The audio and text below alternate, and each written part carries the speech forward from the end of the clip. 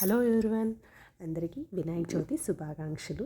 ఈరోజు వినాయక చవితి మీరు ఎలా చేసుకున్నారు? మేమైతే ఇలా సింపుల్గా చేసుకున్నామండి. ఈరోజు చాలా రోజుల తర్వాత మా ఫ్యామిలీ అంతా కలిసి ఇలా వినాయక చవితి జరుపుకున్నాము. నాకైతే ఈరోజు చాలా ఆనందంగా ఉంది. అలాగే చాలా మెమరబుల్ డే ఈరోజు నాకైతే. ఈరోజు మేము ఇలా ఉండ్రాళ్ళు, పళ్ళు, అరటిపళ్ళు, అన్ని రకాల పండ్లు, అలాగే పత్రితోటి మా పిల్లలు బుక్స్ అవి పెట్టుకొని పూజ చేసుకున్నామండి. అలాగే నేను ఉండ్రాళ్ళు పాయసం చేసుకున్నాము. అలాగే పులిహోర కూడా.